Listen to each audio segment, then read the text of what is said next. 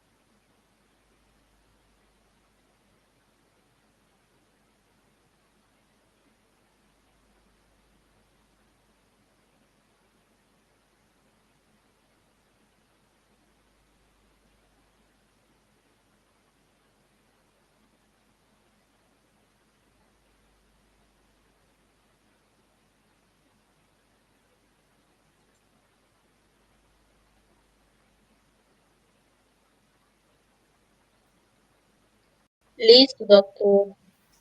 Ok, gracias.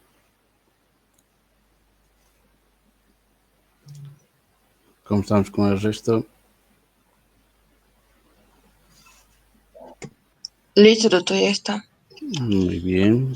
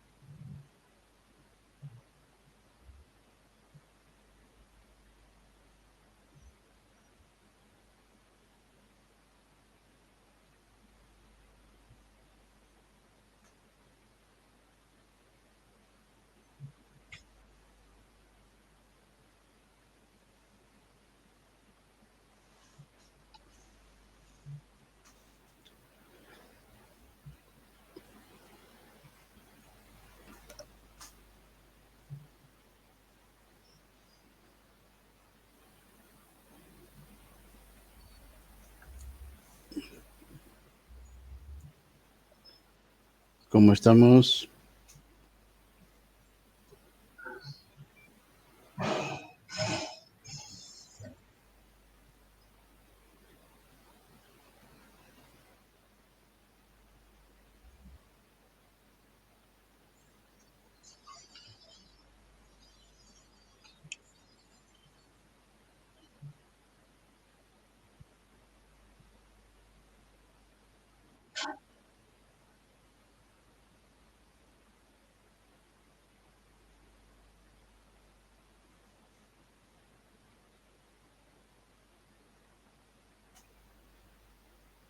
Ok, ¿cómo estamos? ¿Todo bien?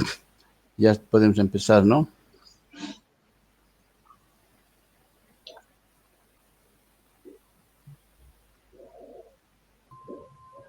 Listo, doctor. Qué bueno.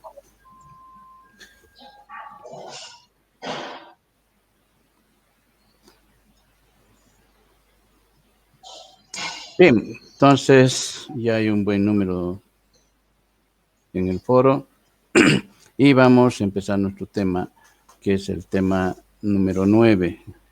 Y este tema habla de electricidad. Este es el último tema del segundo parcial. La siguiente aula ya es examen. Así que hoy estamos acabando con el temario correspondiente.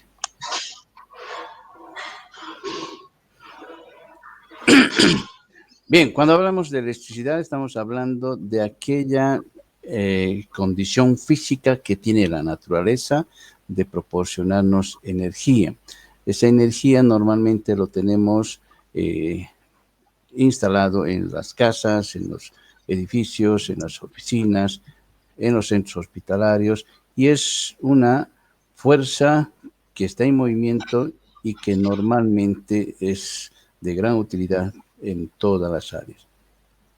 Y vamos a conocer dos tipos de corrientes, uno que está en movimiento y otro que está en reposo. Por lo tanto, el que esté en reposo es una fuerza también interesante que es utilizado en la industria. ¿De dónde nace el término de electricidad? Viene de la palabra electrón. Por lo tanto, electrón a electricidad es nada más un cambio de terminología. El electrón son los elementos constituyentes de un átomo. Por lo tanto, están en orbitales girando alrededor de un núcleo. Y el núcleo está compuesto por protón y un neutrón. Estos tienen cargas positivas y negativas. El electrón es carga negativa y el protón es carga positiva. Y el neutrón no tiene cargas positivas ni negativas. Bien, por lo tanto, si revisamos un poco de la historia, se ha ido trabajando en este tema arduamente desde que se ha visto la posibilidad de utilizarlo. Y la medicina no hace más que utilizar ese proceso descubierto y que hoy en día no podemos hacer nada con este tema. O sea que si no tuviéramos electricidad, estaríamos regresando a la era de las piedras, por ejemplo, ¿sí? ¿Qué haría un médico si no tuviera rayos X? ¿Qué haría si no tuviera resonancia magnética? No tuviera ecografías, no tuviera cirugías, ¿no? Entonces, estaríamos adivinando prácticamente todos nuestros procesos. La electricidad, por lo tanto, se ha convertido en un auxiliar poderoso en la medicina y que nos permite hacer diagnóstico para poder identificar aquellos problemas que normalmente no lo podíamos ver ni palpar. Por lo tanto, la energía se ha convertido en ese auxiliar que todos necesitamos para trabajar. Hemos visto, les he mencionado que hay un tipo de electricidad que es estática, por lo tanto se llama electrostática. Esa fuerza está acumulada, significa que está en casi todos los materiales, incluyendo el cuerpo humano. Es esa energía eléctrica que normalmente lo tenemos en el cuerpo y que a veces al saludar a alguien tenemos esos choques eléctricos y eso normalmente se lo puede evidenciar en temporada de invierno. Y todo material se carga de energía y esta energía pues a algunos les trae problemas y otros los causa una sensación hasta agradables y otros desagradables. Vamos a hablar que la energía eléctrica tiene dos formas de comportamiento. Pueden atraerse, pueden expulsarse, o sea, no atraerse. Eso lo hace en función al tipo de carga. Si son de cargas iguales, siempre va a haber rechazo. Si son de cargas diferentes, positivos, negativos, por lo tanto va a haber una atracción. Este fenómeno es conocido como la ley de la atracción y está dentro de los conceptos de lo que es los imanes, ¿no? Entonces, eso lo vamos a ver más adelante, en parte parcial. Cuando hablamos de energía eléctrica, debemos entender también que hay cargas lo suficientemente fuertes como para generar un proceso de, si es un ser vivo, de causar daño. Por lo tanto, van a haber acciones de cargas eléctricas que cuando los cuerpos están cargados de electricidad, estos van a repelerse y esa sensación de repulsión pues va a generar chispas, ¿no? Si tenemos cuerpos cargados eléctricamente de signos contrarios, pues va a haber una atracción. Estas fuerzas normalmente se las han descrito y trabajado y estudiados y con mucho énfasis, dependiendo al interés que le hayan puesto, les han puesto su nombre. Por ejemplo, Coulomb es un investigador que ha logrado entender la fuerza de la energía eléctrica y le han denominado como fuerza F a la fuerza Coulomb, que va a permitir estudiar lo que es la atracción y la repulsión de las cargas eléctricas. Las cargas eléctricas, como ya hemos dicho, hay ese proceso de atracción y repulsión. Por lo tanto, una carga eléctrica está con una equivalencia de 6.24 veces 10 elevado a 18 electrones. Y eso es lo que debe considerarse para cualquier tipo de medidas. También la carga del electrón, de esta unidad pequeña, está en 1.6 veces 10 a la menos 19 coulomb.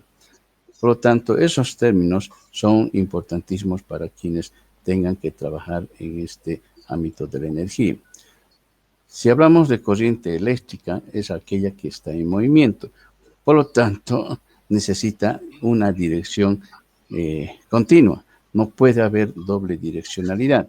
Por lo tanto, el sentido de movimiento de la electricidad siempre va a ser hacia un solo sentido. Y eso lo hace a través de las cargas eléctricas y de conductores metálicos especialmente diseñadas. No diseñadas, sino que existen en la naturaleza. Por ejemplo, todos los metales son buenos conductores y hay especialmente unos mejores que otros. El bronce, el cobre son buenos conductores de energía eléctrica. ¿Qué efectos puede ocasionar la energía eléctrica? Lo vamos a mencionar a 4. Puede producir calor, puede hacer reacciones químicas, puede producir luz y puede hacer proceso de atracción magnética. Esos 4 efectos son lo que puede causar la energía eléctrica. La intensidad de la corriente eléctrica también se la mide y es algo que debe considerarse y cuidarse mucho, porque trabaja por unidad de tiempo. Y esa unidad de tiempo lo asociamos al amperaje. El amperaje es lo que debe en todo centro de trabajo o la casa, en el domicilio, debe verificarse cuánto se tiene. Normalmente en la casa está de 5 a 10 amperajes. Más arriba de eso, mata a las personas, ¿sí? En algunos domicilios, por vivir en departamentos, en un edificio grande, el amperaje es bastante alto. Por lo tanto, una descarga de esos, ya la persona pues no está para contarlo 2 veces. Por lo tanto, en domicilios de una sola vivienda está entre 5 a 10 amperes. Por lo tanto, lo que mata de la energía eléctrica es el amperaje. La corriente continua y corriente alterna es otra forma de denominación, la que vamos a ver que cuando hablamos de corriente continua es aquella que siempre está fluyendo. Esos que vemos en los tendidos eléctricos en las calles, están con unos cableados y esa es la corriente continua. La corriente alterna es la que está dentro de las casas. A partir del medidor de energía eléctrica pues va a generar posibilidades de uso de corriente alterna. Todos los equipos que tenemos en casa funcionan con corriente alterna. ¿Qué significa? Como que van por pulsos, ¿ya? Son movimientos que van mostrando pulsos. Los celulares funcionan con corriente alterna. Los equipos como microondas, cualquier equipo que tengamos, refrigeradores, funcionan con corriente alterna. La corriente o la energía eléctrica genera campos eléctricos. Estos campos eléctricos tienen un comportamiento dependiendo a la fuerza de atracción que exista entre diferentes cargas, en este caso polo positivo, polo negativo, y en el cual, como en el campo terrestre hay un proceso muy interesante y un fenómeno que se va a generar para evidenciar esas fuerzas que son naturales. ¿Qué hacemos con el potencial eléctrico, ese voltaje? Pues es una fuerza que normalmente está relacionada con la posibilidad de hacer transporte o es una carga. Por lo tanto, ese es el valor de energía que normalmente lo tenemos marcado. Hay baterías de celulares, qué sé yo, de linternas o cualquier otro equipo que use baterías, están con 9 voltios o 12 voltios. Entonces, ese voltaje es la carga. Por lo tanto, esa posibilidad de ser transportado como energía o almacenado, pues eso es lo que vamos a ver. ¿Cómo funciona la energía eléctrica? Tiene que haber condensadores. Estos condensadores permiten que se pueda hacer un proceso de aislamiento o manejo de esa energía con propiedades interesantes que tienen que ver con los átomos, con su forma de comportarse y la conductividad que debe generarse. También la resistividad, ¿sí? Esos dos términos son importantes porque va a permitir la posibilidad de hacer desplazamiento o someterse a una intensidad o fuerza de energía. ¿Qué más podemos hablar? La importancia en la medicina. Como ya hemos mencionado al principio, si la energía eléctrica no existiese, no tendríamos equipamiento en los centros hospitalarios.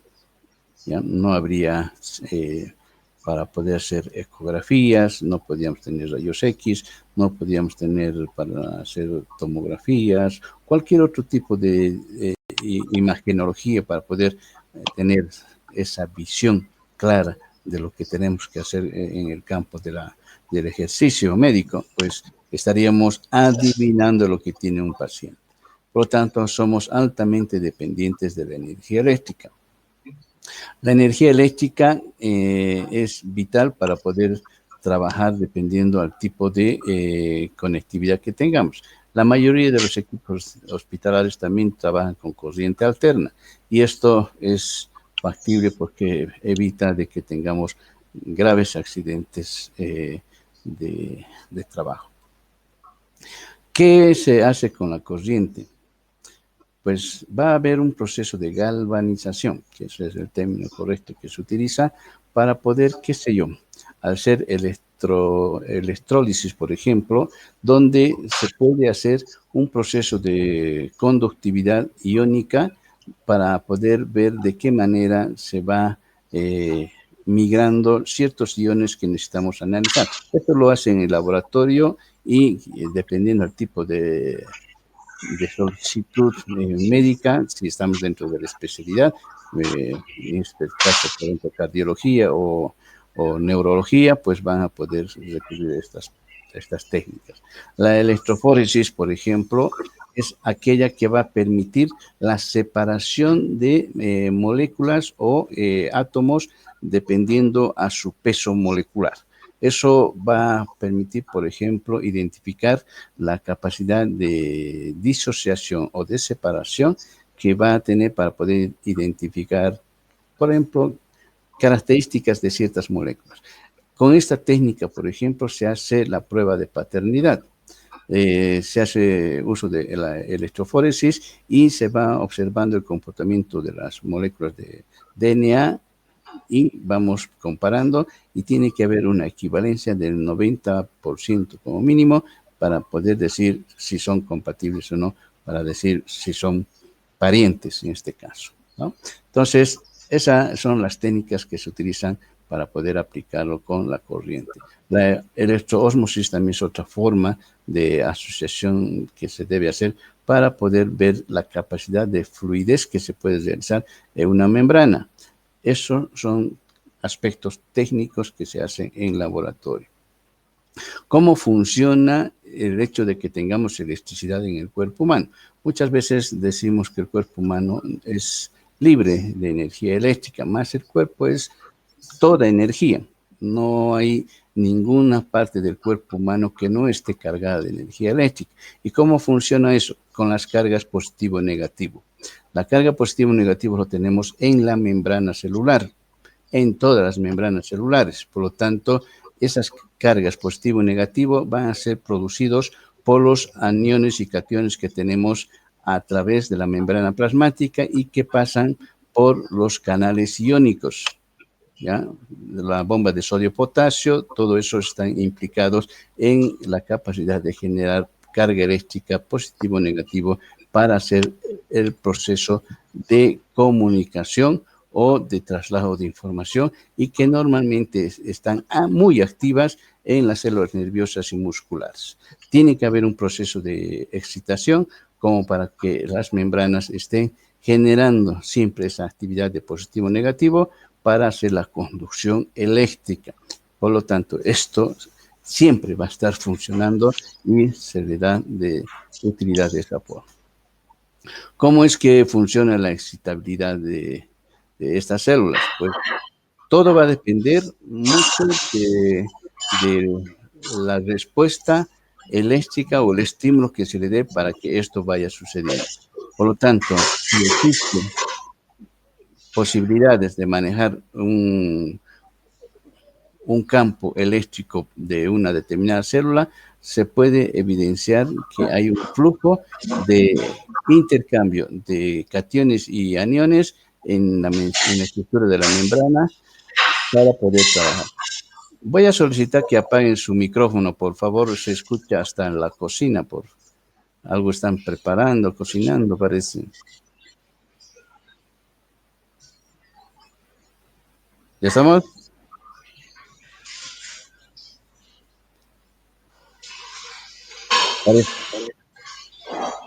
Parece que dejó desconectado o se están trasladando. Bien, por lo tanto, las células normalmente van a estar siempre activas en el concepto que ya hemos hablado de potencial de membrana, que van a ser las que van a ser prácticamente haciendo uso de este proceso energético. El corazón es otro órgano eléctrico. Este corazón normalmente proporciona energía eléctrica de forma autónoma. El corazón siempre va a estar emitiendo energía eléctrica para producir la contracción muscular del corazón. Por lo tanto, hay un punto de inicio que es el nódulo sinoatrial, donde va a generar el primer impulso y pasa al nódulo atrioventricular para poder establecer con mayor intensidad ese impulso que va a generar la contracción muscular para que la sangre sea expulsada al torrente sanguíneo. Entonces, eso lo hace a un ritmo dependiendo a las condiciones físicas que tenga la persona. No, esta actividad va a estar condicionada a la normalidad que tenga la persona. En este caso, si está haciendo deportes, va a precisar de que incremente este ritmo de contracción muscular. ¿Por qué? Porque necesita bombear más sangre para trasladar el oxígeno necesario por el consumo metabólico que se está realizando en todo el cuerpo. ¿Cómo es que están dispuestos los músculos cardíacos del corazón en este caso? Así como los metales, tienen una disposición muy interesante que permite hacer el traslado de estas cargas eléctricas. Están activadas de tal forma que van a permitir mostrar todos aquellos detalles que permitan hacer la transferencia lineal de la carga eléctrica. Eso es lo más interesante de ver en un músculo cardíaco para poder ver su funcionalidad. Por lo tanto, la estructura del corazón, ya lo han visto en anatomía, pues funcionalmente tiene sus características y su importancia para el estudio del cuerpo humano, y las cargas eléctricas que se van a ir generando van a generar una especie de ondas o cargas o potencias que pueden ser graficadas. Esa gráfica se la va a mostrar a través de un equipo que va a detectar el impulso eléctrico y va a mostrar la potencia de ese impulso eléctrico y va a generar una gráfica. Y esta gráfica, pues, para quienes son de la especialidad de la cardiología, en este caso, van a entender qué está pasando con el corazón, ¿ya? Si tiene alguna disfunción que pueda identificarse, pues va a hablar con el paciente y le va a indicar cuál es el problema de ese proceso de contracción muscular que tiene el corazón en una gráfica que se llama electrocardiograma. Bien, con eso terminamos el tema de hoy, y ustedes tienen que trabajar en este campo para poder dar como sentado la presentación. ¿Tienen alguna pregunta hasta acá?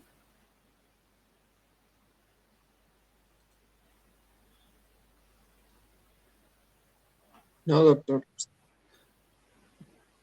Bien, entonces las actividades, como ya lo conocen, ya está disponible para que puedan trabajar, y cada uno de ustedes vaya respondiendo como corresponde, y ya sabe que la próxima semana ya son segundo parcial. Va a ser en horario de clases y van a trabajarse los 5 temas que corresponden al segundo parcial. Bien, si no hay más consultas, que está todo ok, ¿está todo ok? Sí, Sí, doctor. Bien, solo estoy viendo 15, 16 personas que han participado de esta clase. ¿Ya? El resto son de los que reclaman. ¿Ya? Bueno, les agradezco su participación y nos vemos el día del examen. Gracias, doctor. No olviden leer las instrucciones correspondientes para la toma de las pruebas. ¿Ok? Ok, doctor. Muy Está bien. Nos vemos en la siguiente clase entonces. Chao, chao. Chao, chao. ya, chao, chao, doctor. Chao.